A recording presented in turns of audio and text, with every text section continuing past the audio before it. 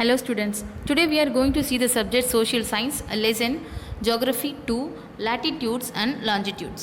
Latitudes means அட்சரேகைகள், longitudes means தீர்க்கரேகைகள். I hope everyone know this picture. It is called globe. Globe is a true model of earth. அதாவது புவியின் ஒரு சுருங்கிய வடிவம். நீங்கள் புவிக்கோளை காண்பது போலவே அதனுடைய சிறிய வடிவமாக இந்த உலக உருண்டை அமைப்பை காணலாம். It is called Globe.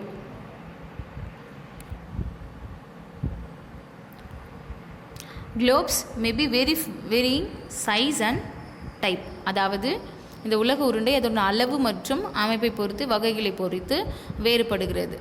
Example of big ones and very small ones. Big one is not easy to carry.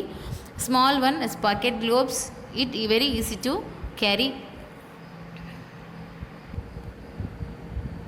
On the globe, countries, continents and oceans are shown in their correct size.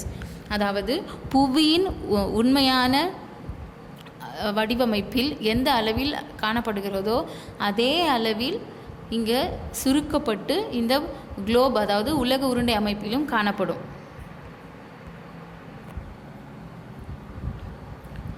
It is very difficult to describe the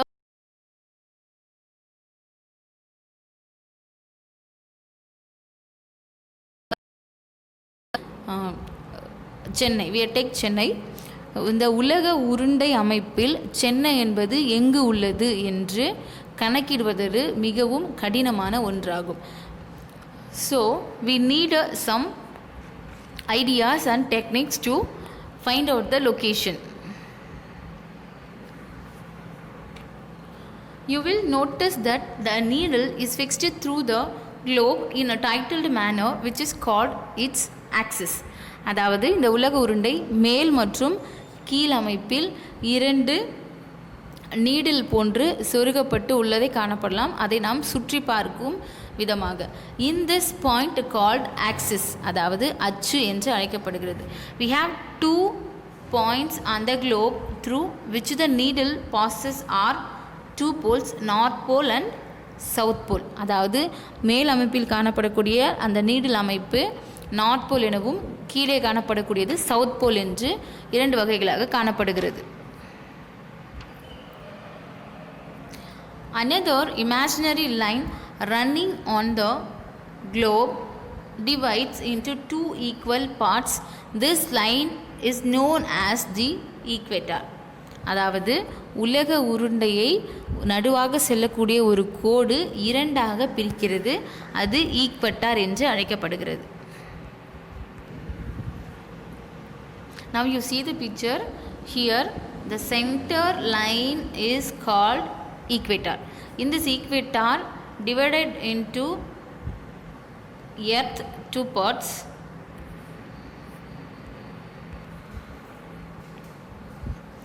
The northern half of the earth is known as the northern hemisphere. அதாவது அந்த ஈக்வட்டாருக்கு மேலே காணப்படக்கூடிய பகுதி northern hemisphere என்று அழைக்கப்படுகிறது. அந்த southern half is known as the southern hemisphere. அதாவது அந்த ஈக்வட்டார் லைனுக்கு கீழே காணப்படக்கூடிய பகுதி southern hemisphere என்று அழைக்கப்படுகிறது. There are equal halves. அதாவது அந்த இரண்டு பகுதியுமே சமமான அளவில் காணப்படுகிறது. Therefore the equator is an imaginary circular line. It is very important reference point to locate places on the earth. அதாவது இந்த ஈக்வட்டார் லைன் என்பது உண்மையாகவே புவியில் காணப்படக்கூடிய ஒரு சர்க்கிள் அல்லது வட்டம் கிடையாது. இது கற்பனையாக வரையப்பட்ட ஒரு வட்டமாக காணப்படுகிறது. All parallel circles form the equator up to the poles are called parallel of latitudes. அதாவது ஈக்வட்டாரை போலவே அதற்கு மேலாகவும் சில வட்டங்கள் அதாவது சர்க்குலர் ஃபார்மில் இந்த லாட்டிடியூட்ஸ் வந்து நார்த் போல்ஸ் வரை அதாவது துருவ பகுதி வரை சென்று காணப்படுகின்றன. Now you see the picture. It is very easy to understand. Here in equator circle இப்படி புவியை சுற்றி முழுவதுமாக ஒரு சர்க்கிள் போன்ற அமைப்பில் காணப்படுகிறது. அதற்கு இணையாகவே மேல் பகுதி மற்றும் கீழ்ப்பகுதிகளிலும் ஒரு வட்டம் சர்க்கிள் காணப்படுகின்றன. அவை parallel latitudes என்று அழைக்கப்படுகின்றன. parallel lines or latitudes. These latitudes are measured in degrees, அதாவது டிகிரி அளவில் இவை குறிக்கப்பட்டு காணப்படுகின்றன. The equator represents the 0 degree latitude, அதாவது ஈக்வேட்டர் இருக்க பகுதி 0 டிகிரி என்று அழைக்கப்படுகிறது. Since the distance from the equator to either of the poles is 1/4 of a circle round the earth, அதாவது அந்த முழு புவியின் வடிவத்திலும் 1/4 அமைப்பை கொண்டு காணப்படுகிறது இது துருவ பகுதி. ஸோ ஒரு சர்க்கிள் என்பது 360 டிகிரி, ஒரு வட்டம் மொத்தமாக 130 டிகிரி இருக்கும். அதில் 4/4 என்பது 90 degree. 90 degrees north latitudes marks the north pole and 90 degrees south latitude marks the south pole. Now you see the picture here. North pole as mentioned, it is 90 degree north pole. The same way கீழ்ப்பகுதிகளிலும் south pole 90 degree காணப்படுகிறது. As such, all parallels north of the equator are called north latitudes. அதாவது அந்த ஈக்வெட்டாருக்கு மேலே காணப்படக்கூடிய அந்த latitudes lines எல்லாமே north latitudes என்று அழைக்கப்படுகின்றன, வட அட்ச ரேகைகள். Similarly, all parallel south of the equator are called south latitudes. அந்த ஈக்வெட்டாருக்கு தெற்கு பகுதியில் காணப்படக்கூடிய எல்லா latitudesம் south latitudes என்று அழைக்கப்படுகின்றது. The value of each latitude is therefore followed by either the word north or south. எல்லா latitudesையும் நார்த் அல்லது சவுத் என்று குறிப்பிடப்படுகின்றது. It generally mentions the letter indicates N or S, அதாவது N என்பது நார்த் என்பதை குறிக்கும், S என்பது சவுத் என்பதை குறிப்பதாக உள்ளது.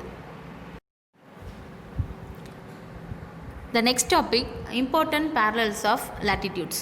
Beside the equator, the north pole and the south pole, there were 4 important parallels of latitudes.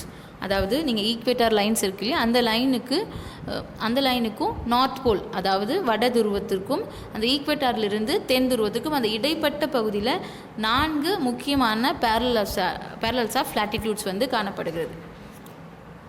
One is Tropic of Cancer 23.5 degree in the northern hemisphere. The second one is Tropic of Capricorn in 23.5 degree in the southern hemisphere. Arctic Circle at 66.5 degree north of the equator and Antarctic Circle at 66.5 degree south of the equator. Now you see this picture, it is very easy to understand. The 0 degree is mentioned as equator. Here 23.5 degree north Tropic of Cancer.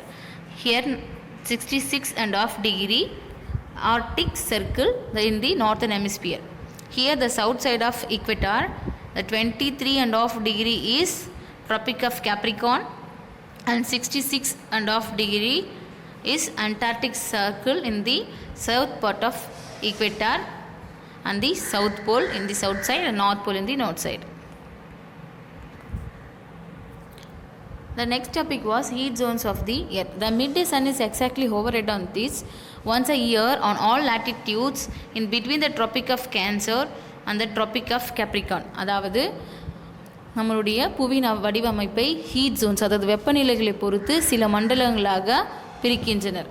அதில் வெப்பநிலை எப்பொழுதும் தொடர்ந்து காணப்படக்கூடிய பகுதியாக Tropic of Cancerக்கும் Tropic of Capricornக்கும் இடைப்பட்ட பகுதி அது torrid zone என்று அழைக்கப்படுகிறது.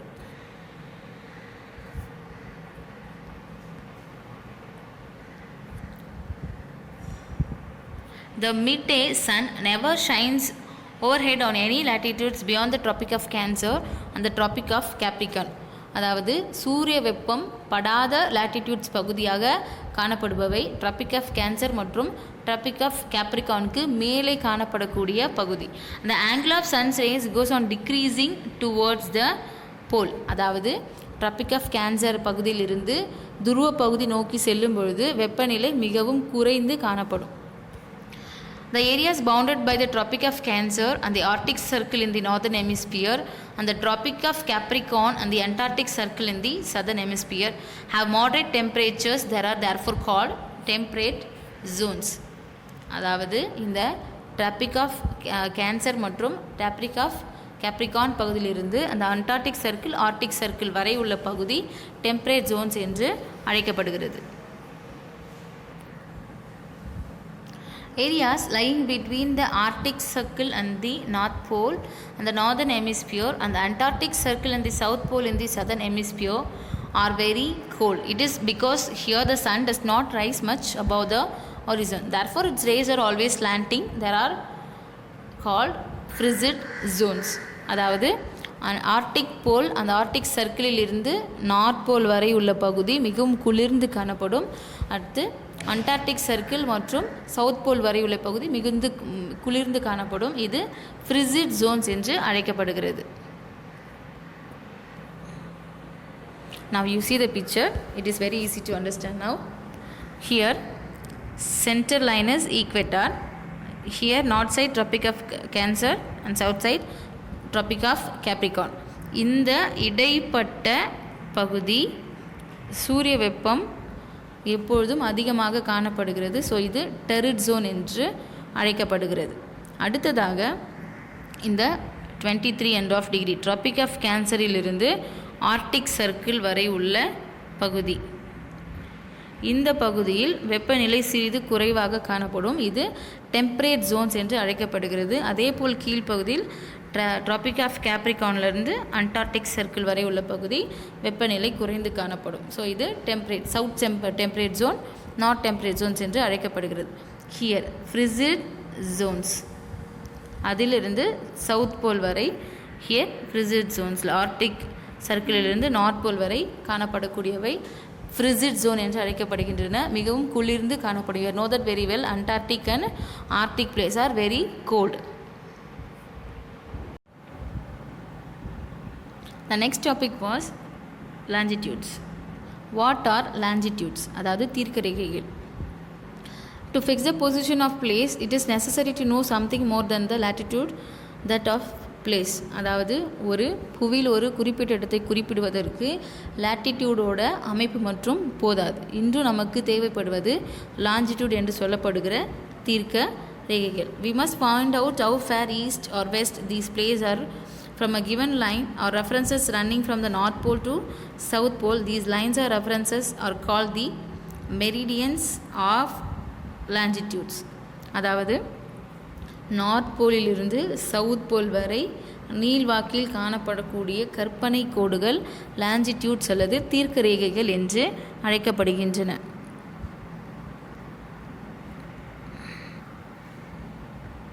This is a picture of longitudes. Here you see this is a north pole, south pole is here. So the connected of the south pole to north pole lines are called longitudes. The same way the circle of parallel lines of these lines are also called the longitudes. Unlike parallels of latitude, all meridians are equal length. அதாவது அட்சரேகைகள் latitudes வந்து ஒரே அளவாக காணப்படுகின்றன. It was difficult to number of meridians, hence all countries decided that the count should begin from the meridian which passed through the Greenwich.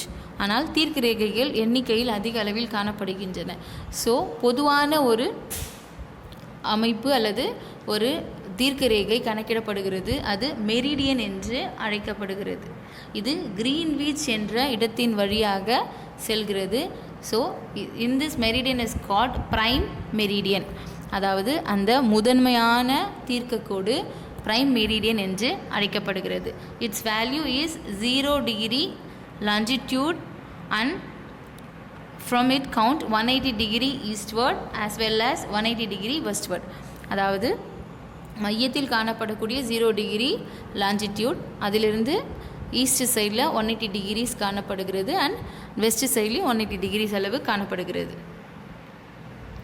The prime meridian divides the earth into equal halves, the eastern hemisphere, the western hemisphere. But before latitudes படிக்கும்போது அந்த Ecuador lines வந்து northern hemisphere southern ஹெமிஸ்பியர்னு பிரிக்கிற மாதிரி இந்த லாஞ்சிடியூட்ஸ் 0 degree அதாவது prime meridian நமக்கு வந்து eastern hemisphere western hemisphere அப்படின்னு பிரிக்குது. Therefore, the longitude of a place is followed by the letter E for the east and W for the west. East என்பதற்கு முதல் எழுத்தாக E என்றும் வெஸ்ட் என்பது முதல் எழுத்தாக W என்றும் குறிக்கப்படுகிறது. However, interesting to note that 180 degree east and 180 degree west meridians are not on the same line. இது இரண்டும் ஒரே லைனாக இருப்பது கிடையாது. The next topic is longitude and time. இந்த longitude என்பது நேரத்தை கணக்கிடுவதற்கு பயன்படுகிறது. The best means of measuring time is by the movement of the earth, the moon and the planets. The sun regularly rises and sets every day and naturally it is the best timekeeper throughout the world. அதாவது உலகம் முழுவதும் ஒரு சூரியனை மையமாக கொண்டே நேரம் கணக்கிடப்படுகிறது. அது மறையக்கூடிய நேரம், அது உதிக்கக்கூடிய நேரம், நிலவு மற்றும் மற்ற கோள்களை பொறுத்து இந்த நேரங்கள் கணக்கிடப்படுகின்றன. When the prime meridian of Greenwich has the sun at the highest point in the sky, all the places along the meridian will have a midday or noon. அதாவது சூரிய ஒளி மிகவும் அதிகமாக விழக்கூடிய பகுதியாக the prime meridian of Greenwich காணப்படுகிறது. So அந்த பகுதி வந்து மிட் டே அல்லது நூன் மதிய நேர பகுதியாக காணப்படுகிறது. As the earth rotates from west to east, those places east of Greenwich will be ahead of Greenwich time and those to west will be behind. The rotate of distance can be calculated as follows. அதாவது புவி சுழல்வதற்கு ஏற்றவாறு இந்த Greenwich நேரத்தை பொறுத்தும் சூரிய ஒளியை பொறுத்தும் நேரங்கள் கணக்கிடப்படுகின்றன. The earth rotates 360 degree in about 24 hours. புவி 360 டிகிரி சுழல்கிறது 24 மணி நேரத்திற்குள்ளாக. Which means 15 degree an hour and 1 minute in 4 minutes. அதாவது ஒரு மணி நேரத்தில் 15 டிகிரிக்கு புவி சுழல்கிறது. அதுவே ஒரு டிகிரி சுழல்வதற்கு 4 நிமிடங்கள் தேவைப்படுகின்றன. Thus, when it's 12 noon at Greenwich, at the time at 15 degree east of Greenwich will be 15 multiply 4 equal to 60 minutes. 1 hour ahead of Greenwich time, which means 1 p.m. But at 15 degree west of Greenwich, the time will be behind Greenwich time by 1 hour. அதாவது இப்பொழுது நமக்கும் நம்முடைய நாட்டில் பின்பற்றக்கூடிய நேரத்திற்கும் அல்லது மற்றொரு நாட்டில் பின்பற்றக்கூடிய நேரத்திற்கும் இடையே பல்வேறு வித்தியாசங்கள் காணப்படுகின்றன. இங்கு பகலாக இருந்தால் அங்கு இரவு, அந்த மாதிரியாக நிறைய வித்தியாசங்கள் காணப்படுகிறது. இது ஏனென்றால் ஒரு தீர்க்க ரேகையிலிருந்து ஒரு லாஞ்சிடியூட்லேருந்து மற்றொரு லாஞ்சிடியூட் என்பது மற்றொரு டிகிரிக்கு செல்வதற்கு 4 நிமிடங்கள் ஆகும் புவி சுழல்வதற்கு. அப்பொழுது ஒரு நாட்டினுடைய வழியாக செல்கின்ற அந்த லாஞ்சிடியூட் டைமும் மற்றொரு நாட்டின் வழியாக செல்லுகின்ற லாஞ்சிடியூட் லைனுக்கும் இடையே எத்தனை லாஞ்சிடியூட்ஸ் இருக்கிறது என்று கணக்கிட்டு ஒவ்வொரு லாஞ்சிடியூடுக்கும் 4 நிமிடங்கள் கணக்கிடப்பட்டு அதற்கான நேரம் குறிப்பிடப்படுகிறது. Why do we have a standard time? The local time of places which are on different meridians are bounded to different. For example, it will be difficult to prepare a timetable for trains which cross several longitudes. அதாவது எதற்கு நமக்கு ஒரு நிலையான நேரம் தேவைப்படுகிறது? அதாவது இப்போது நம்முடைய நாட்டில் in our country India we have a several number of longitudes. நம்மளுடைய நாட்டின் வழியாக பல்வேறு தீர்க்க ரேகைகள் அல்லது லாஞ்சிடியூட்ஸ் கோடுகள் செல்கின்றன. அதில் ஒவ்வொரு நேரத்திற்கும் 4 நிமிடங்கள் வித்தியாசப்படுகின்றன. ஸோ நாடு முழுவதும் ஒரே மாதிரியான நேரத்தை கணக்கிடுவதற்காக ஒரு முக்கியமான ஒரு தீர்க்க ரேகையை மையமாக கொண்டு அதனுடைய நேரத்தை நாடு முழுவதும் நாம் பின்பற்றுகிறோம்.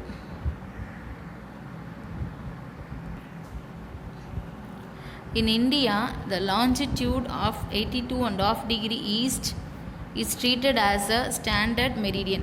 The local time at this meridian is taken as the standard time of whole country. It is known as Indian Standard Time. அதாவது இந்தியாவின் வழியாக செல்லக்கூடிய அந்த 82.5 டிகிரி அந்த மெரிடியன் லைனை லாஞ்சிடியூடை நாம் மையமாக கொண்டு அதற்கான நேரத்தை த இந்தியன் நேரமாக நாம் பயன்படுத்துகிறோம். So it is called Indian standard time IST. இந்தியாவிற்கான நேரமாக அந்த